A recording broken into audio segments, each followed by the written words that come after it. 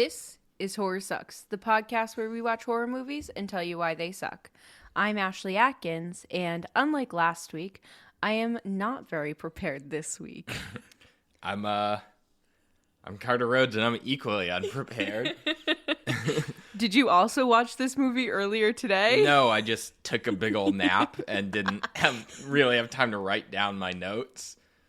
I definitely watched it, definitely had time to digest it. It's just my notes are disorganized today. That's great. So you've got the digestive version and the immediate reaction version for this film. So Perfect.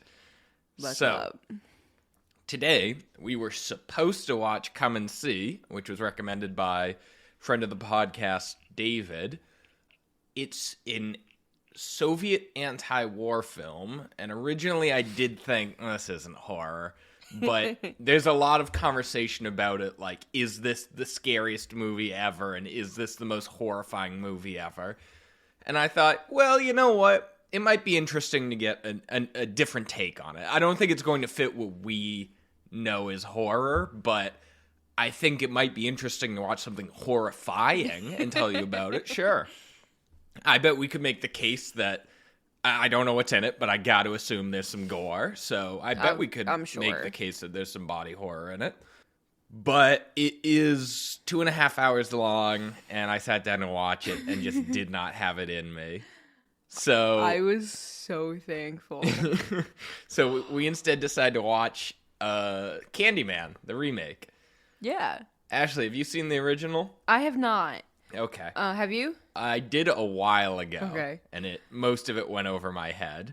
I'm not gonna lie, I felt like I didn't really need it. Like, You definitely didn't. Yeah. It was just a weird movie. Okay. Just quick summary is there's a guy called the Candyman a black man who fell in love with this white woman and was lynched, not literally, but, murdered, let's say. He was just murdered because people was like, interracial relationship? Absolutely not. That sounds silly, but there was a time in which people would be killed for that. Yes. Arguably, it's still today. Regardless, there's this woman, Helen, she, tries to do some research on it because there's also some supernatural element, and then she ends up, I think, going crazy or potentially becoming possessed by the Candyman. Depends on your interpretation. Just an all-around strange movie. Yeah. Mm-hmm. This movie is a sequel / reboot of the franchise, although I don't know if they're going to be doing more, if they're going to have a sequel for this film. I don't believe they have one in the works. But it does a good job of filling in the background from the originals that... Mm-hmm. Anyways, yeah. Well, it actually has very little to do with the original at all. Right. The plot of the original is more referenced than anything. That's, which is how you do a reboot. Yeah. I don't want to start off strong with an opinion, but I will say this is one of the best reboots I've seen. Agreed, yeah. Okay. Yeah. So. Anyways, anything else? No, I think I'm ready. Do you want to tell the people how this works? Sure, yeah. So here's how it works. Ashley and I, throughout the week, prepare or don't prepare, most likely, our opinions. We watch the movie or don't watch it. That part's a joke. Okay. We always watch it. But a lot of times we slap. If we were doing the other movie, I would have shown up without watching it. Yeah, and bluffed. No, I think I would come on and be like, I haven't seen this movie. Tell me about it. That'd be interesting. Like a little show and tell. Problem is that would probably double our episode length. Yeah. Anyway, so what we do, aside from not prepare, is one of us, this week it's going to be Ashley, gives us a plot summary of the movie for those who haven't watched it. Obviously, there's going to be spoilers. No one's ever complained about it. No, I don't know why we keep doing this. One person complained, and that's why, and it was my dad. Yeah. But the one time we don't, I think for the newer movies we do need to disclose, but I don't know. The one time we do, people get mad. It's fine. Like on YouTube, It's called Why Blank Sucks. If you stumble into it and hear us go, and we're going to tell you about the plot, you deserve to have it spoiled. you should have foreseen this and seen it right away. That's fair. Anyway, after that, we're going to give you some fun facts. Generally, I make some comment about how bad movies tend to have a lot of fun facts. I've actually found that tends to not be the case. I've actually really recently have noticed that most bad recent movies, people just show up, are like, yeah, this is going to suck, and go home. Which I respect. It just makes this part a little harder. We break down the movie into 3 parts: the good, the bad, and the spooky. Tell you what we liked and didn't like about the movie, and eventually we get to our overall thoughts. We'll give you the Joseph DeStasio Memorial Line highlight. I think it's the Ralph Bones now. It is. We have some cinematic universe going. And then we give you our rating and close you out. Sounds good. Before we start, I will say, we recently got a copyright strike on YouTube. We did? Yeah. For what? Jeepers Creepers Reborn. And I'm like, because I titled it Jeepers Creepers Reborn, and I'm like, all right, well, I can tell you didn't watch a fucking second of it. Because, like, just the title, I can see someone being like, hey, that's copyright. But if you listen to it for a single second, you see that it is just our logo for an hour and 45 minutes, and us talking about how garbage this movie is. 0 seconds of copyrighted material in it. And while I was like, oh, well, this is the easiest bullshit YouTube has ever seen, they're going to look at this in 1 second and be like, oh, yeah, this was incorrect. They made me do, like, a copyright school. And I was like, I'm in the right! That's so fun. And it was such a condescending, like, Happy Tree Friends produce a movie.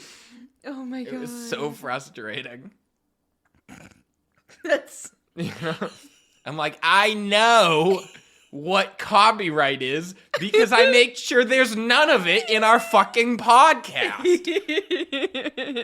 Even our music we made. Yeah. There's 0 seconds of copyrighted material in this entire history of the podcast. Anyway, rant over. We haven't even used, like, an audio clip or something from the movie. I know. That's what's wild, is we really have done nothing. Yeah. I don't think I we've ever know used who a sound reported it. I want to know who. It was obviously just some, like firm shopper that gets paid to go and scroll YouTube and report things. It was like movies S24 or whatever, just some generic thing. Also, our podcast is not the length of a full movie. This one was like was it eyeballing it. If you didn't know how long Jeepers Creepers Reborn is, you could have been like, yeah, that's about a movie. All right, that's especially fair. A shitty one. Yeah, that's a good point. All right, so with that out of the way, give us the plot, Ashley. Okay, great. Let me pull up my new best friend, Wikipedia. Oh my God. So this movie takes place in Chicago. It follows artist Tony McCoy, who lives with his girlfriend and gallery director Brianna Cartwright.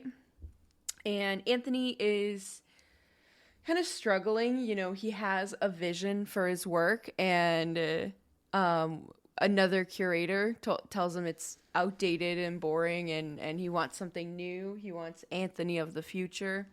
And he says, okay, so he's looking for inspiration. And Brianna's brother, Troy, comes over with his boyfriend and tells him the story of the Candyman, or of Helen. He tells it like a ghost story. Yeah, which was fun. And there's shadow puppets kind of projecting the story. And basically Helen goes crazy in the project, steals a baby, and walks into a fire. And that's essentially the story. Yeah. And it is notable that we saw the past movie from her point of view, and that wasn't what happened. Yeah. So it was like a significant plot point that's from an outsider's perspective what happened. Anthony is intrigued by this, starts looking into the area where this kind of happened and what happened, and that's where he meets William Burke, and he owns the laundromat, and he tells him more of the story and about Sherman, who was a older guy who lived on the block that would give candy to the kids. And one Halloween, a little girl, I think it was specifically said a little white girl, found a razor blade in her candy, and they arrested him. But No, they beat him to death. yeah, they ended up beating him to death instead of arresting him. And specifically the police beat him to death. yes, thank you. Yeah. So that's kind of the story, and that's why he's called the Candyman, or that's why it's kind of explained why he's the Candyman. So yeah, and there's a piece of the story that you say Candyman in front of the mirror 5 times and it'll come for you. Which is just way too many times. That's absurd. Yeah. 3 is the most you should have to say a creature's name to summon it. I don't know. Maybe it's alright. Bad reception for the Candyman. So Anthony, really intrigued by this, starts creating some new artwork. Not as interesting as his other pieces. He creates this whole piece called Say My Name, where it's a mirror and talking about the Candyman legend, and then you open the mirror, and in a separate room is the newer paintings he's done. And a critic says that it's not good. And well, she specifically blames him, like him as artists because it's about gentrification. Yes. She specifically says, well, artists play a role in gentrification, which on a surface level does make sense. Sure. But once you dig any deeper into it, is totally removing the rich and also white people from the equation. And part of it too is that he currently lives in like this really nice apartment in what used to be considered the projects, and that the area is becoming gentrified, and that's part of why he's called towards it. It's specifically he's exploring gentrification from the perspective of race instead of just money. Yeah. So people don't really get his piece, whatever. So Clive, who is the other gallerist, and his girlfriend, they're in the gallery late closing up, and the girlfriend starts joking around, be like, oh, Candyman, and the Candyman kills them. Pretty cool death scene, I will say. I liked it. But then Brianna is the one who finds them the next day, and that scene is cut with between shots of Anthony as well as her as a child watching her father commit suicide. He also was an artist, so it was a reflection of her past. They didn't really build much on that. Is that her dad was an artist who went crazy. Yeah. And then her boyfriend was too, but they didn't really build off of that. Yeah. So then Anthony starts investigating into Helen and like what she was looking at and what she was looking into, while also painting these really kind of grotesque portraits of people he doesn't know, and he kind of just is going with the inspiration, not really thinking that. He also gets stung by a bee right before he meets Burke, and over the course of the film, the sting turns into a scab, which then starts like rotting and basically kind of starts turning into a burn. Yeah. Towards the end of the movie, we see that it like basically scabs up his entire half of his body almost, and it's reflection of a previous, which I'll the Candyman in the original was a burned guy. Yeah. And so it was representing him becoming the Candyman. Exactly. So Anthony goes to the critic, and now that, there's a lot of talk surrounding this piece because of the deaths, the critic's like, yeah, I want to interview you. It's put it into a whole different light. And he's like, yeah, okay. And he's like, well, maybe you should, say Candyman 5 times in the mirror and then come talk to me. And while he's there, he looks in the mirror and sees the Candyman, but it's himself. Like, he starts moving and it moves just like him. And then later that night, the critic dies. And so he goes to Burke and is like, what have I gotten myself into? And Burke starts to tell him the story of Daniel Robitaille,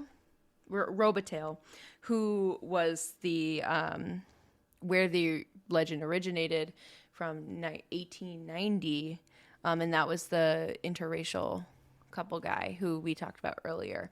But he was beaten, covered in honey, and stung a bunch of times, and then he was burned to death. And then they cut off his hand and put a hook there. That's right, yeah. So he's starting to look a little bit like that. But he also tells Anthony that this has been going on for generations. It's not just, that guy and this guy. There's been multiple black men who have been innocently killed by the white folks, and they become part of this hive.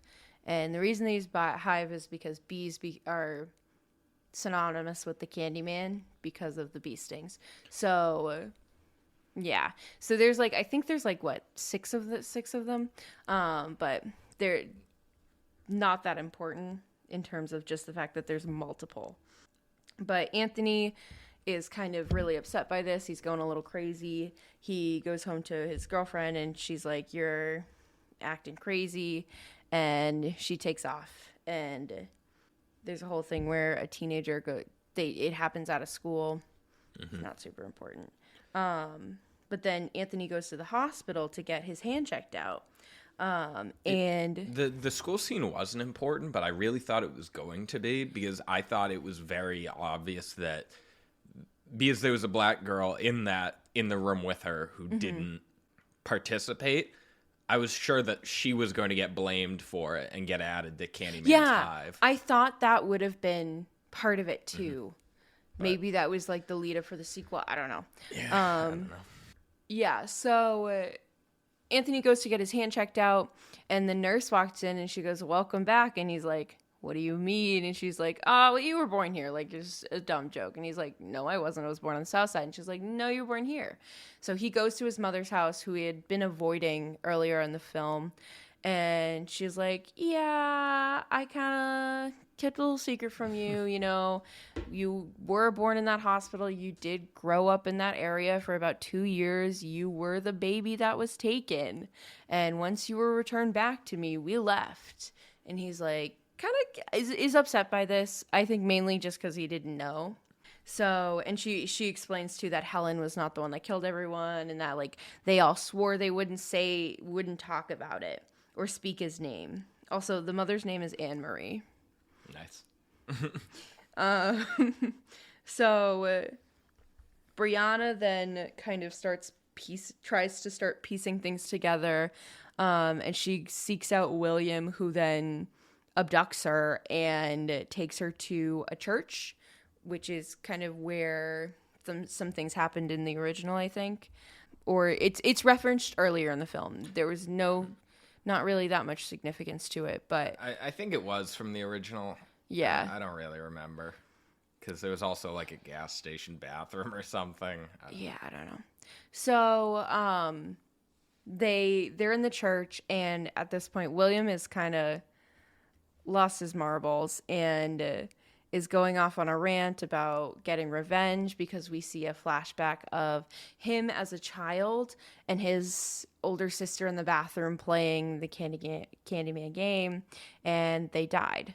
And so he wants revenge, not on the Candyman, but on the racists that created this hive. So he basically completes the transformation of Anthony into the Candyman by cutting off his arm and adding a hook. And Brianna... Giving him a snazzy new jacket, too. Yeah, he gives him a new jacket. Looked pretty cool. Fur collar. Dude looked badass. That's all. I'm saying. Carter's just saying this because he has a very similar jacket. He looks cool as hell. I don't know what to tell you. Sorry, I'm laughing because of the first time Nina saw you in that jacket. She was like, she looked at me and was like, "Why is Carter wearing a women's coat?" What? All right, first of all, that was my old jacket, not the identical one I purchased. You and got also, a newer it's not one? a woman's coat. I know it wasn't, but Pretty sexist of her. it had There isn't even anything about it that's feminine. I guess it's a little small on me. I think that's what it was. I got it in high school. Early high school, I might add. No, not that jacket. The long jacket you bought at Savers with me. Oh, yeah, that's a women's coat, for sure. 100%. 100%. Yeah. Yeah, the buttons are on the wrong side and everything. Yeah. Is that why you stopped wearing it? No, I just... I noticed you. It's you my wore goofy it. one. Yeah, okay. I take it out when I want to You be silly. used to wear it legitimately for a while when you first bought it. Yeah, and then the summer came, and I guess I just forgot about it. But like Ashley and I, when I walked into buildings, people would like whisper when they saw me. It was incredible. In my mind, it was your pimp coat. It was very much a pimp coat. I loved it, but so I was thinking of a different coat I had that wasn't nearly as long, which is not a women's coat, I might add. No, I'm thinking. Anyways, so yes, it was reminiscent of that coat. Yeah. So Brianna manages to escape. Her hands were tied behind her back, and she used a pen to get out. Not really sure on the logistics there, but Sure. I sure. accept it.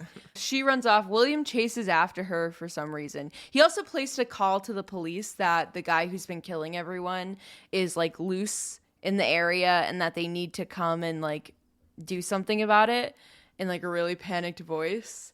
And the police are on their way. And so she takes off. William chases her and they go into these underground tunnels, which lead back to the low-income housing where Burke... Cabrini Green was the area, but then there was like a specific area that Anthony jumped the fence to get into, which is where Burke was. That's Cabrini Green. It's all Cabrini Green? Yeah. Okay. All right. Because I thought also where his nice apartment was Cabrini Green. If it is, it's on the outskirts. Okay. But this is in any case, this is the project, yeah. like you said. Yeah, so, and as they're running through these tunnels, there's all this graffiti and whatnot, and so they end up going into a house. I don't know they don't really go upstairs at all, right? Oh, wait, no, she does. I think. She goes upstairs because she breaks out of the cellar doors. Mm-hmm. Those old cellar doors, like... From what I could tell, the tunnels were in the basement of the church. Yeah. She got out of it and then circled back around into the church to rescue Anthony. It's very confusing because... Okay, I didn't think the shooting took place in the church. I thought they were somewhere else. But now that you say that, I think you're right. It was shot very... From the outside, I think from the outside as they were like arresting people, it didn't look like they were in the church, but also don't know how close the church was to the rest of the buildings. Anyways, not super important. Yeah. So she manages though to kind of get the jump on William a little bit and stabs him a whole bunch of times with her pen. Mm-hmm. And then Anthony's there and he's like, "This is me now." And then the cops come and they shoot him point blank and they arrest her. Not point blank. They just shoot him. They don't even question the situation. They go in, they see him with the hook hand, and they're like, "All right, fire," and that's it. And they're like, "Look out, a black man!" And then they shoot him. Literally, that's exactly how it was. And there's a moment where Brianna's like holding his body, and she's covered in blood, and his blood is on her hands, and she's very upset. They arrest her. Did you notice that in the scene in which the policeman shot her, the policeman was only portrayed as a shadow on the wall? We never actually saw the policeman because it's like the stories we kept hearing of the shadow puppets. Yep. It's pretty cool. Yeah. I did notice they didn't show his face. Mm-hmm. I also thought it was interesting because doesn't give name to the person that shot him. I think they did later, but it's not important. Oh, you're right. No, they did reference him by name, so never mind. I was trying to pull something out that wasn't there. Anyways, That's though, okay.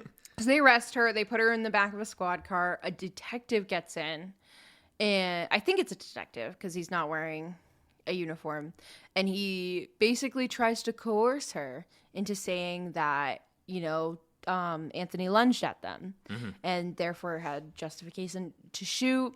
And she's like, I'll tell you what you want, but I just need to see myself in the mirror. So we all know what's happening. He's like, okay, and he turns it to her and she says Candyman a bunch of times, and out walks Anthony and he kills them all.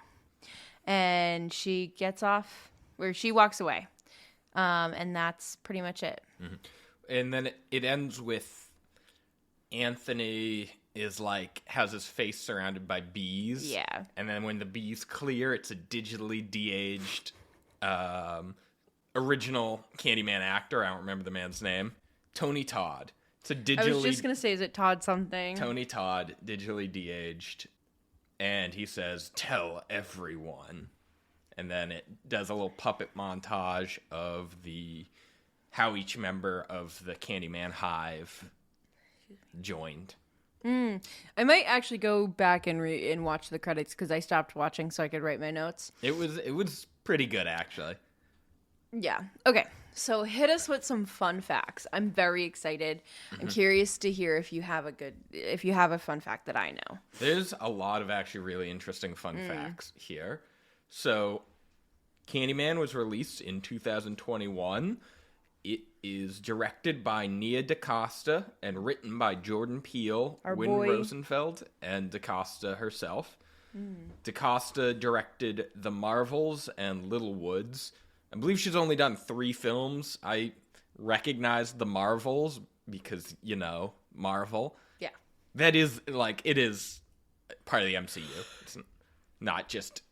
It's like the sequel to Captain Marvel, I think. Okay. Anyway, Wynn Rosenfeld produced Black Klansman and Nope. Jordan Peele needs no introduction. We've talked about him before. Yeah, I recommend... I guess we only have one episode about him, but... Oh, yeah. It's just Nope. For now. Yeah. We'll eventually get to the other ones. The thing is, he's too good that, we can't do all of his movies all at once because... It requires a lot of attention because he's really good. Also, by the time this podcast came out, us and Get Out were quite old. Yeah. It's going to be one of our, let's go back and rewatch this, is we missed the boat on those. But the movie stars Yahya Abdul-Mateen II, who you might know as Black Manta from Aquaman, Agent Smith from Matrix Resurrections, or Dr. Manhattan in the new Watchmen HBO series. Teyonah Parris, who is from If Beale Street Could Talk, Dear White People, and Empire. And Coleman Domingo, who is from Fear the Walking Dead, Law and Order, and Eddie the Dragonfly from BoJack Horseman. Huh. What, do you know what Law and Order? He seemed to be a guest star. Oh, okay. Didn't really rack up a whole lot of episodes, but was in all of the spin-offs. He was in SVU, Law and Order, so I'm like... He's got it. Must have been he's a guest star that they really liked. Yeah. So, MGM's Jonathan Glickman said that the story would pay reverence to Clive Barker's original and will bring in a new generation of fans. I usually mock people for saying stuff like that. To be fair, it's not like a producer could be like, this is gonna be dog shit, don't watch it. But he was right, it did do a really good job of paying homage, but still being a very original movie. It was originally scheduled to be released on June 12th, 2020, but due to COVID, it was pushed back to September 25th, 2020, and then pushed back again to October 16th, 2020, taking the previous release date of Halloween Kills And then it was delayed to August 27th, 2021. And on September 17th, 2021, they just said, fuck it. It was released on demand. Okay, it's funny because I remember seeing this movie, but like it was just on demand, so I didn't really kind of care enough to watch it. Mm-hmm. And it's a little disappointing that happened to them. Yeah, this movie was too good to have been just kicked down the line. Honestly. So William Burke is shown reading a Clive Barker novel at one point. Clive Barker created the character of the Candyman in the short story The Forbidden. And he also did Hellraiser. We've talked about Clive Barker. That's right. A few and times. He's a 7 on the BDSM scale. He had some weird line that we talked about in our Hellraiser episode where he was like, yeah, I'm about a 7 on the BDSM scale. I'm like, out of 100? Out of 10? Is 10... What is 10? What's 1? You know, Carter, you never said what you are on this Oh, scale. I did, but we cut it. Remember? Yeah. Anyways. At your insistence, by the way. So, yeah, just a weird thing to say. Anyway. I will never not remember what Clive Barker is on the BDSM scale, honestly. The film reuses the sound of the crying baby from the original. Jordan Peele was originally attached to direct, but didn't. I don't think there was any reason why. Nia DaCosta was hired, and she became the first black female filmmaker to have a movie open at first place at the box office. Which, I can't tell if that's easier or harder for a horror movie. I don't know. Critically, it's got to be harder, but in terms of just sheer money, it's got to be like as easy as making a good MCU film. Yeah. Is it just people are like, wow, this is garbage. $500 million US. Like, honestly, I'm surprised how well these terrible horror movies do. I don't lump it in with this, but yes, there are a lot of those. This one deserves all the money it gets and more. So, they actually filmed at the Cabrini Green neighborhood where the original was filmed. Oh. The high-rise buildings have been demolished, but the kind of... The website describes them as row houses. They're like 1 or 2 stories, very wide.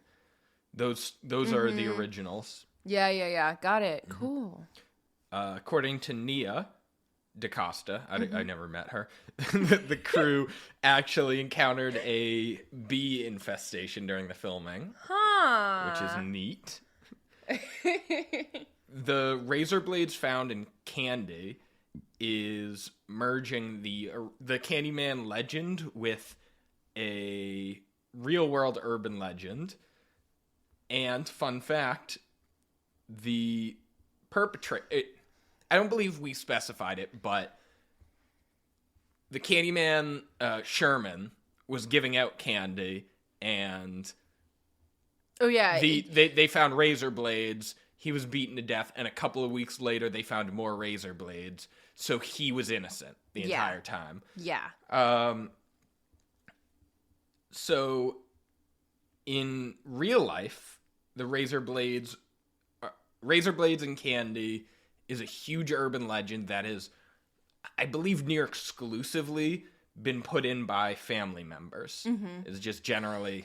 Yes, it is. There's a really great documentary called Urban Legends where they go through like 3 different ones and they cover the Candyman one. And it was so fascinating. But it usually is always a family member. But I think the original one wasn't a razor blade. It was drugs. And not like fun drugs, but like killing drugs. Right. And a pixie stick.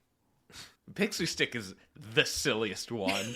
And like, yeah, but imagine if you want to like poison your children. No, it makes sense, but like, I'd just be really pissed if I opened a pixie stick, dumped a bunch of white powder in my mouth, blinked, and I was in heaven. And I'm like, are you shitting me? I'm like, I poured it directly into my mouth intentionally. That was stupid. It's the most like not lethal. I can't remember. I don't think his children, the guy who did it, died or were injured. If I remember correctly, it started because he wanted attention, wasn't it? No, he took out life insurance on his kids. Life insurance on the what the fuck? Yeah. What a bizarre concept. Life yeah. insurance on kids. I'm pretty sure that's what it was. It's been a while since I've seen this documentary. It's really good. But yeah, he took out life insurance on the kids, and so he snuck the pixie sticks into his kids' bags and also into the bags of like his kids' friends, or either that or they traded candy and that's how that got there. Okay. Makes more sense to me. I can't get over life insurance for kids. That's just such a silly concept. I don't know. Isn't the point of life insurance like if your provider dies? Mm-hmm. So what good would it do to have life insurance on a kid? In case something happens to the kid, and right. But what's the logic behind it? I don't know. But yeah, one of the kids' friends got sick, and I don't know if anyone actually died or if they just ended up in the hospital really sick. Mm-hmm. But yeah. So this is the first Candyman film to not involve Clive Barker. I believe he's dead. I might be wrong. I was just going to say that. This is the first Candyman film to have a black protagonist, even though right from the beginning it's for the time at least, it was a very whitewashed period of horror. It was pretty diverse. I'm actually quite surprised that this is the only one with a black protagonist. Certainly not the first one with a black antagonist, because, Candyman. And running in at 91 minutes, this is the shortest Candyman film ever. Huh. It is also the first film in the series to feature an openly gay character and an interracial character. An interracial couple and an interracial gay couple. I knew it was coming. Yep. Clive Barker was openly gay himself and was in an interracial relationship with photographer David Armstrong for 13 years. According to Nia DaCosta, any time in the script where they typed B-E, as a joke, they would spell it B-E-E. That's funny. Mm-hmm. And the movie has a body count of 16, which is the largest of any Candyman film. In the first film, there was one victim. Huh. In the second film, there were 0. Oh. And in the third and fourth films, there were 3. Huh. And finally, prior to becoming the Candyman in this movie, character Anthony McCoy's full name is spoken 5 times. Pretty cool. Pretty cool. So, are you ready to talk about what we liked about this movie? Yeah, I am. The good. Dun, dun, dun. My notes are scarce, but my opinions are plentiful. And I'm sure they are. They are sharp as a dagger. Point that piercing gaze on something. Let's hear it. So, my favorite thing about the movie was the shadow puppets. Yes. I thought that was just a brilliant way of kind of making the backstory interesting while still like retaining a pretty spooky vibe. I also really liked it because it kind of dark washes the story, like, rather than showing having to depict flashbacks, it's just these shadows, and like it really kind of just, you focus more on the words, but it provides an image, and I loved it. It fits thematically with the ghost story style in which he was telling it.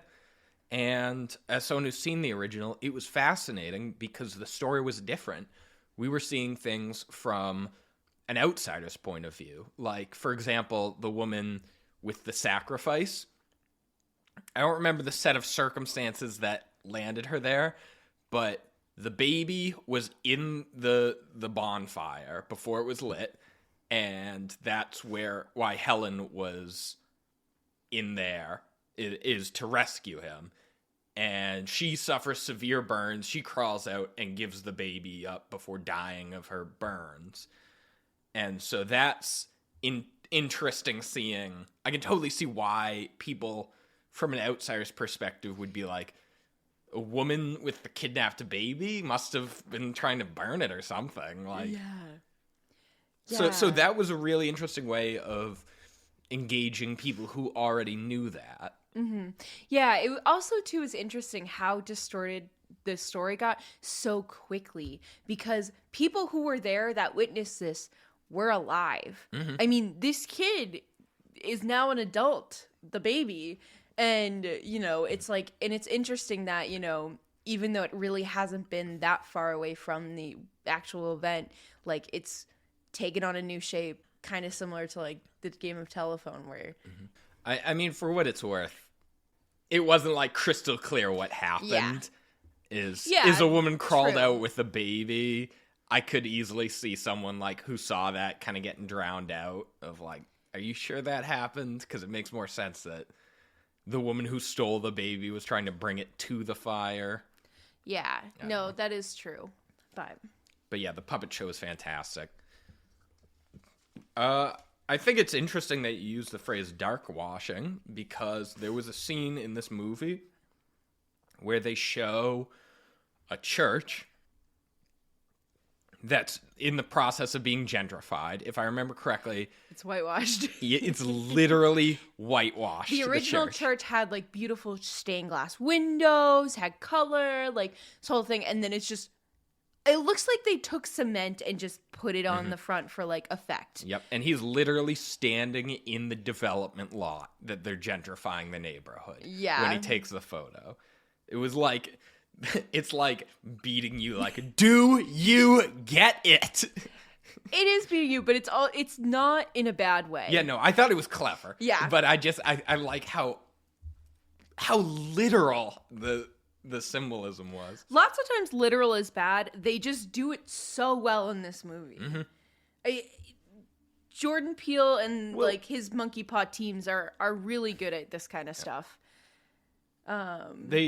I really like the cinematography, like a lot of shots of mirrors and windows, but one of my favorite was in the opening scene. It was showing Chicago. I can't tell if it was a shot from above, but it was certainly meant to look like a shot from below. And that was like a mirroring of the really common overhead shot of a city that we always see. Yeah. Is from the ground looking up. I don't remember that, but now I gotta... Oh, from the ground looking up. Yes. Yeah, it was pretty good. So just it was just really creative filming. Yeah. On that same note, I really liked... I will say, give the teen scene some credit. One of them drops a mirror, and the girl who doesn't die was looking through it, kind of watching all the other girls get killed, and I thought it was a really good shot. I really liked that one. First of all, I liked the symbolism that literally every cop they used was white. Yeah. I liked the symbolism of when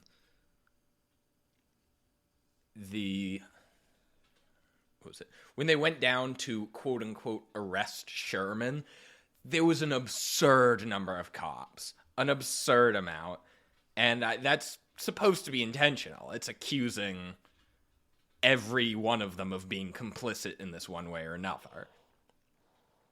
And then again at the end when a different detective sits down with Brianna and is like,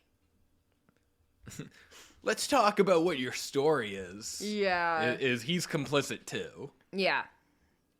He's complicit. He's more than complicit. He's fabricating. He's an instigator. One thing I really liked as well, I really liked the portraits. I know they were very like unsettling and it was very intentional. But I also really liked that he didn't really realize who he was painting, and we didn't really realize until later, and like all the pieces kind of fit together, and I just really liked them. I found that this movie had a more refined take on race than in the original. Mostly, I think, just because the original Candyman was so fucking silly. It was probably, like, it was a very serious thing, but it really felt like in character design, they're like, and then he got stung by bees, so bees are all around him. And then he has a hook for a hand, too, so he's got a hook for a hand. And he's burned, and I'm like, there's just too much happening that it just needed to be done a little better.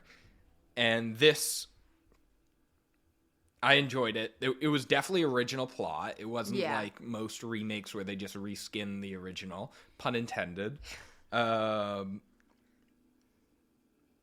I liked the significance of the say his name exhibit. Mm-hmm. It fits really well. Because it also fit well with the fact that he was seeking fame as an artist. And, you know, at one point they're like, oh, they said my name. And Brittany, Everyone like, gives him a everyone gives him a really hard time. And it's like, okay, but like, I get it. At the same time, I'm like, really, dude? Like, context. Yeah. Come on. It's her coworker, too. Yeah, exactly. It's someone she's close to.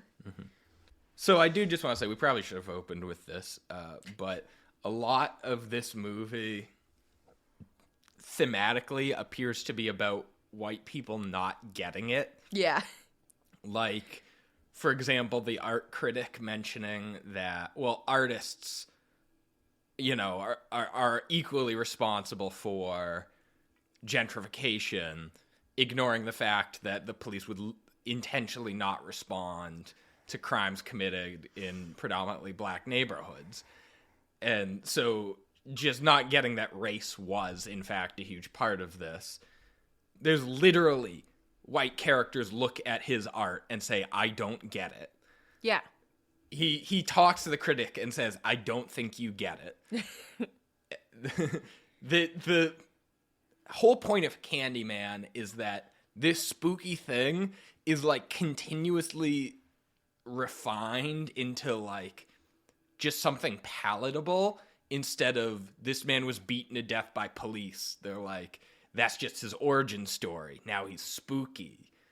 Yeah. This man was murdered because he dared to love a white woman. And they're like, and now he's spooky. And so with that, I do think it's unbelievably appropriate that Ashley and I are just two white people just trying to understand the movie as best as we can. I think we're doing a good job. I'm not convinced, but but in any case, I find it unbelievably ironic. And oh, it's not lost on me. Yes, yeah. Had we not waited until the last second, maybe we would have brought a guest on for this one, but would that have been tasteless? I don't know. Well, if we brought on a person of color to provide their opinion and I guess so. You know, bring that person to the table of a story about race, like I guess you're right, yeah. Yeah. Yeah, I mean, there's just actually I grew up in the suburbs of a rich white town. We're just not. We simply will not have an insider knowledge of what it's like growing up in a inner city, predominantly black area. I think they use projects. Yeah, I think this movie specifically uses projects, which is why I've been using it. So we're doing our best. Yes. Fun fact, Cabrini Green actually exists. Yeah. I didn't know that. Did I ever tell you that my mom used to tell me we were from Illinois? And I was like, I always felt a connection to the Midwest. Because, you know, lots of snow, it's chilly out there. I didn't know this. I'm like, yeah, New England to Midwest, you know, that's not nuts. They definitely get a lot more snow around the Great Lakes than we do. Yeah. But it's not like we're like, it's not like in Texas where it snows an inch and there's pandemonium. Is like, yeah, we can handle a lot of snow out here. So, you know, I'm like trying to make gluten-free deep dish pizza and all that. And I find out our family's on the fucking border of Illinois and Missouri. I'm like, you gotta be shitting me. Like, geographically as far as you can be from Chicago and in Illinois. I was like... That's so funny. I was like, you saw me making pizzas. Why didn't you say anything? She thought you liked pizza. Yeah. What else did you have? That was mostly it for my good. I mean, the plot is good. Yeah, that's all I can highlight and say I really enjoyed. Yeah. But that's not to say that it wasn't well done all the way through. I agree. Yeah. Mm-hmm. Well put. Last scene that I really did enjoy that I feel the need to call attention to is when Anthony is walking through the library listening to Helen's tapes where she talks about the Candyman. And he calls the elevator and she starts talking about being stalked through reflection. And the elevator opens and it's like an entirely mirrored elevator. And it was just the perfect, like, oh shit, kind of. He's surrounded by people in broad daylight in public, and then the elevator doors open, and you realize you're gonna get jump scared. It was a good one. I was gonna mention it earlier, and I was like, nah. All right, are we ready for the bad? Yes. The bad. Surprisingly, I have a decent amount here, but I am nitpicking more than anything else. You want to kick it off? Sure. I will say the movie was very much made for theaters, and that's obvious in a lot of shots. Yeah. Where the things that are happening are really small or not very well contrasted. There were a couple of scenes that were a little dark for me. Like, there's one where, as it's panning out from the window of this woman's apartment, she starts getting murdered. But by the time it starts, it's already so small that just watching it on a TV screen, you miss it. There's a lot of shots of the Candyman, like, peering out from a wall between 2 or 3 mirrors, so it's very hard to see. Yeah, I agree. There was the scene where she's like, it's her dream, and she's like looking, and she sees something in the corner, and it's like, you can't see what's there. Like, it was too dark. That really bothered me. I had an issue with the hand bee sting, scab, burnt skin thing that he had going on. It just, when his first started picking at the scab, I was like, oh, like, I don't know if I just didn't really understand where it was going, and I just didn't love it. I just have never seen a movie do that where it wasn't immediately obvious that they're building up to he's becoming person. Yeah. Fucking Rings did that. Is just like it's just so clear that they were building to he's becoming the Candyman. And that was really quite a letdown from Jordan Peele, who I know is talented enough to subvert my expectations. Yeah. Him being the baby didn't build to anything. It was just kind of a fun fact. Yeah, it would be one thing if it was like, they were like, oh, he chose you. And it was like, nah. Like, the way you tell the story, it doesn't matter that he's the baby, because him being an innocent black man being killed by white police is what's going to make him the Candyman. I mean, I guess you could make the argument that, you know, him being killed as an innocent baby would have made him a Candyman, but then also it just didn't build to anything. Yeah, it just kind of, they said it and then the movie moved on. Yeah, that's really what it was. It wasn't like, it was this big reveal they made, and it wasn't revealing anything other than like a fact. I mean, and the movie wasn't really about like this kind of inherited guilt or trauma. Yeah. Any more than, like, you know, your skin color being genetic. It just didn't really build on, like, as soon as he was born or something, he was in danger. It was unnecessary to the story. But yeah, so the other thing I had an issue I didn't like was I kind of already brought this up, the teen scene. Where a bunch of teen girls are in the bathroom standing in front of a mirror saying Candyman, and then, you know, they all get, I thought their deaths were like not so bad, but like just them like being obnoxious and then standing in front of the mirror, where I just didn't like it. They were also in college. It was college prep. It was a college preparatory school. Fine. So technically they would have been teens, because they would have been like 18, 19 years old, pre-college, college. I did like that one of them was like, oh, damn, I forgot my vape. Yeah. And I was like, yo, they know what it's like to be in school. God, it was just such a bizarre experience in my life. Like hitting the tail end of smoking and kicking off of vaping. Right when I was in high school, it was just bizarre. I'm glad it was like barely taking off by the time we were in high school, because by the time we graduated, people were full on just vape sick, and it was. Bleh. How else would you describe it? No, it's just because. Because it seems like people are sick from the vapes, not that they're just like addicted to it. Yeah, and that's how people describe drugs a lot. Yeah. But I just think of the Michael Keaton show, Dope Sick. Yeah. About the far more serious opioid epidemic. Not to like say one is worse than the other, but one kills you in a very immediate way. No one like. Yeah. No, I know. Anyway, fun fact about Dope Sick, by the way. I added it to my queue on Hulu because I was like, I love Michael Keaton, love my drugs. Why don't I watch this? No, I love my drug-umentaries, let's call them. Okay, all right. And I'm like, might as well watch it. This seems interesting. Just didn't get around to it because, you know, I'm like, this needs my full attention. Yeah. And every so often he'd be like, would you like to continue where you left off? And I'm like, what the fuck are you talking about? Turns out my mom has my Hulu and was watching it. I thought it was some really aggressive marketing when they're like, you've always watched this, Carter. Continue now. And that was dystopian. Hulu starts gaslighting. Yeah, that's what I thought was happening. It's like episode 3, and I was like, I haven't seen any of it. Stop.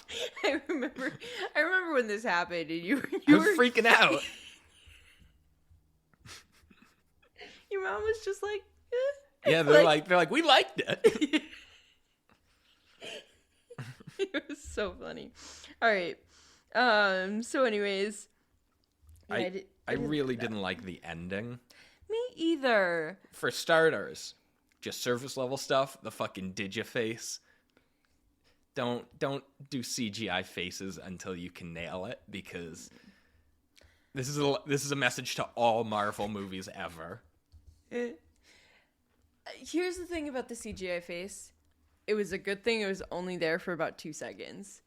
Because it wasn't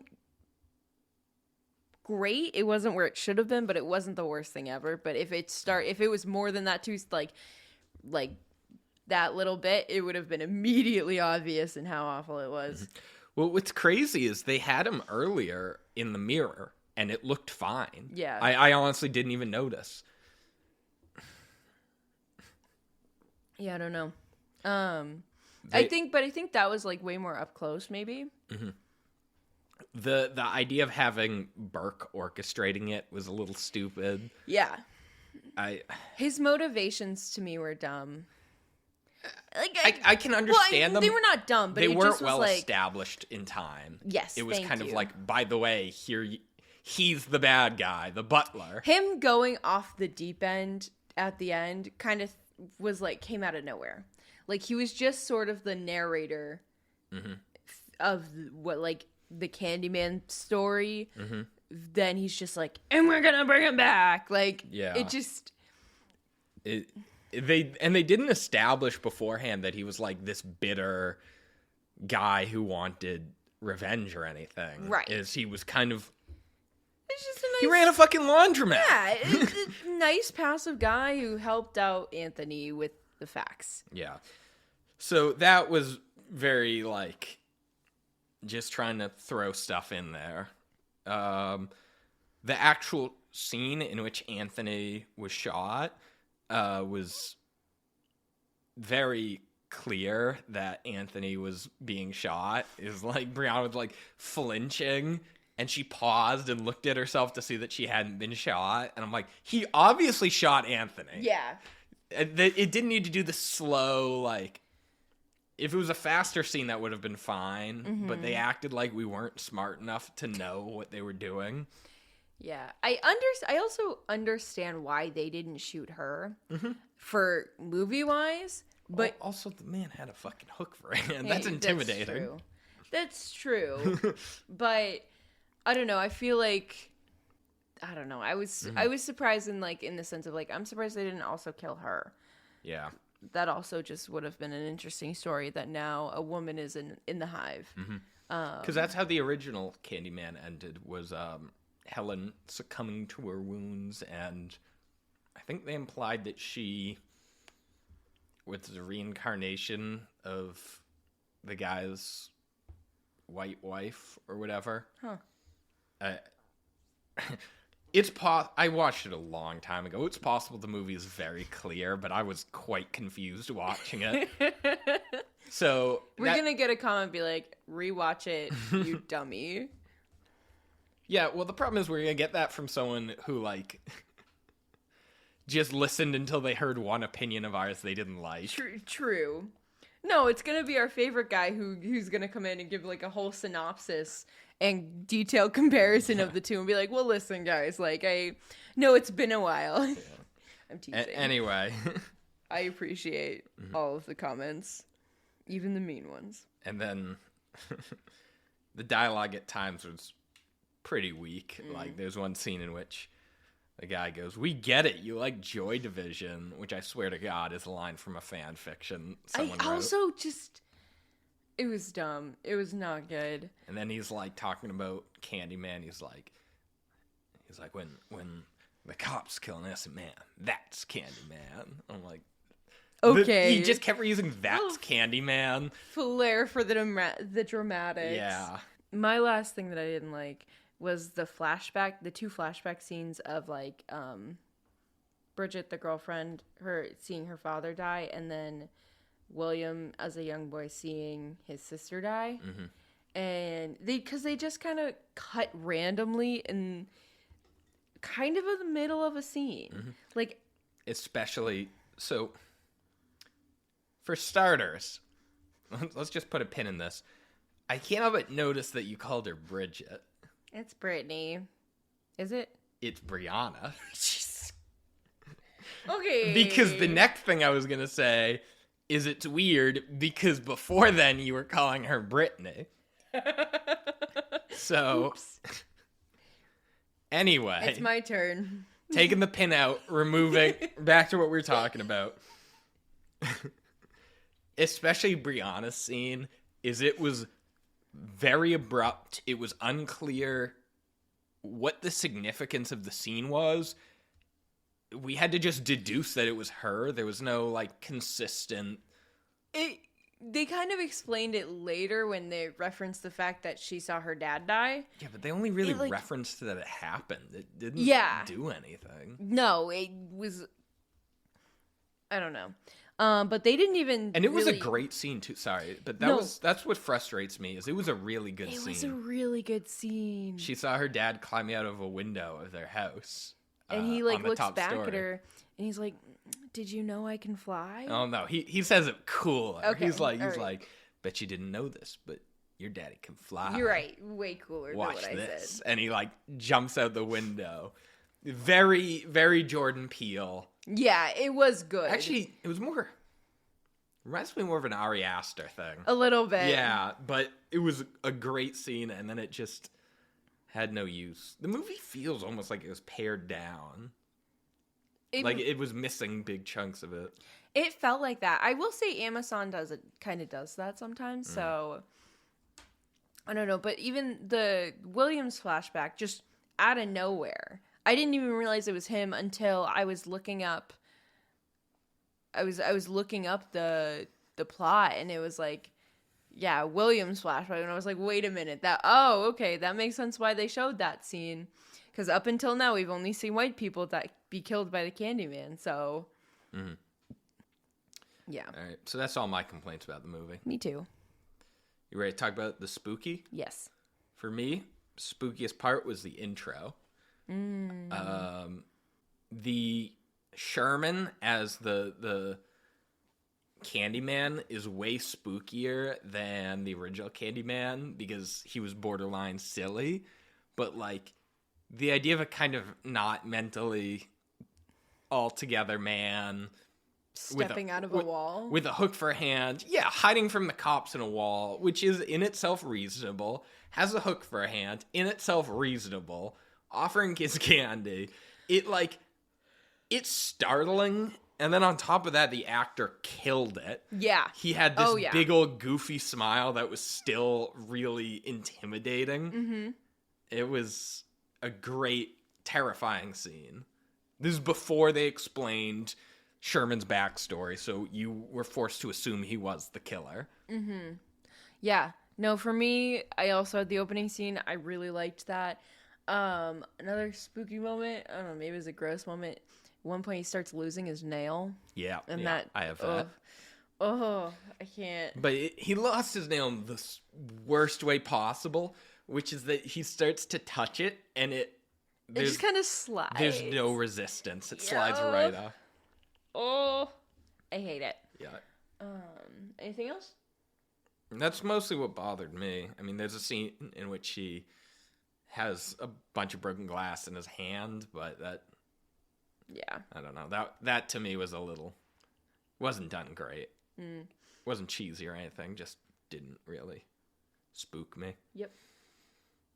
So, I gave my overall thoughts mostly scattered throughout this movie, or this pod, whatever. How it seems to be about white people not getting it, and I feel like I didn't fully get it. But I will say I did quite appreciate it, especially for a remake. This was probably the second best remake I've ever seen. What's the best? Evil Dead. Okay, all right. Not the new one. No. The 2013 one. Yes. Mm-hmm. Yes. I will. I completely forgot about that one. You're right. I will also concede that this is the second best remake. But this is like they wanted to reboot the series, and I will say this is the best remake that doesn't follow the original plot. I know the remake of Evil Dead kind of did, kind of didn't. I just don't even want to get into Evil Dead. We had a whole episode about it. That was a mistake. But I just really enjoyed this movie and am disappointed that we did not get a theater release for it. Yeah, I would have. I think it was released in theaters. It sounds like maybe just on a smaller scale than originally planned. I wish I did see it in theaters, though. Yeah, I feel like, though, it just like kind of came out and it was like not worth seeing. I wish they did more advertising for it. Although I don't think that was the problem. I think I didn't see that much of it.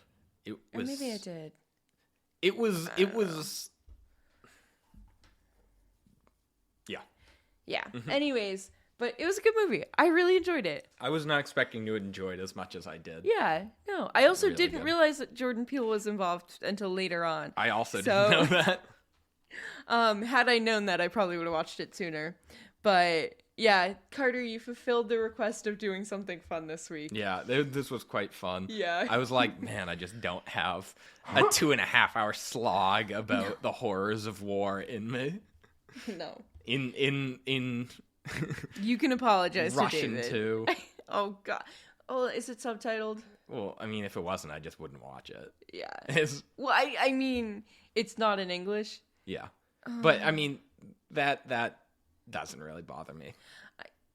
It bothers me because I have to repeatedly pause the movie to make notes. But I'm not saying we shouldn't watch foreign films.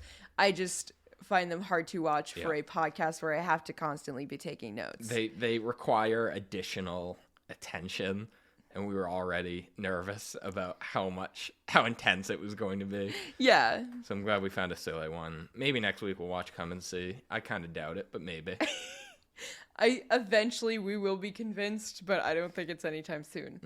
Okay, what is the Ralph Bones memorial line? I'm really proud of this. So in this scene, Brianna is she's in the laundromat looking for Anthony, and she can't find him, and she ends up opening a door leading down to the basement where Burke all those years ago went and found the Sherman hiding in the wall, and she just opens it, and it's the world's creepiest basement, and she just goes, nope, and shuts the door. A classic. Is it what inspired the movie? We'll never know. Kidding. That was a dumb. I'm gonna cut that out. That was stupid. Okay. All right. So, I've talked about everything I need to talk about. Yeah, I'm in the boat. Do we have any idea for what we're doing coming up? Oh God. I don't think we have any. Oh, I sent it to you. Okay. What's the?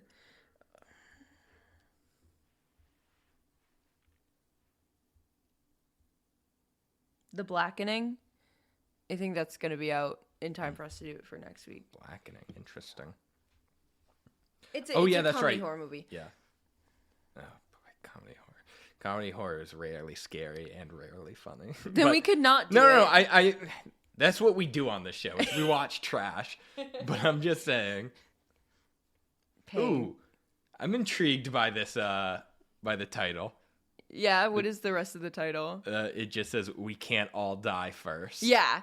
All right. Yeah. The previews for it look pretty decent. Well, we'll see. Maybe it'll make me.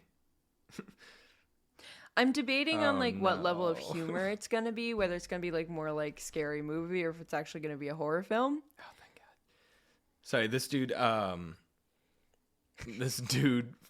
Tim Story, who directed it, directed the Fantastic Four, and I was just paranoid for a second that it was going to be the newer Fantastic Four, the one that somehow sucked despite having Miles Teller and Kate Mara in it. Yeah. So yeah, that's what we're watching. Fun fact: the Maras own the New York Giants football team. Yep. And they're very close friends with the owner of the Browns, who in the late 90s, early 2000s, relocated the team to Baltimore, lost a lawsuit allowing them to be the Baltimore Browns, and renamed themselves the Baltimore Ravens. Yeah. Do you know who that family is? No. Well, the man who moved it is named Art Rooney. And they were such good friends that I don't remember the Giants owner's name, but he was something Mara, named his daughter after his good friend, Art Rooney. He named her Rooney Mara. And she became an actress. Very cool. Yeah. All right. So with that. Okay. Oh, also apologies if I don't sound great this episode. Allergies and I'm tired. We just absolutely blasted her with pollen as soon as she walked in. Oof, yeah. Oh, also I found out I'm going to admit to myself that I don't like Sprite. When I came in, Carter was like, "There's a White Claw for you in the fridge," and I was like, "I'm gonna have water." And then I saw the Sprite, and I was like, "I like Sprite. I'm gonna have a Sprite." I took one sip and went, "Oh, this is the worst thing ever." I did finish it, That's but good. Laboredly. Yeah. All right, that's it. That's it for me. Okay. Thanks for listening. Yep. Remember, if you have a best friend and you have daughters that are going to be actresses, name them after your best friend's last name. And of course, stay spooky. I say that. Stay spooky. Cut that. All right. I'm playing. Thank you everyone for listening. We appreciate it. If you like what you heard, check us out on Instagram, Horror Sex Podcast, or check out our website, horrorsex.com. And stay spooky.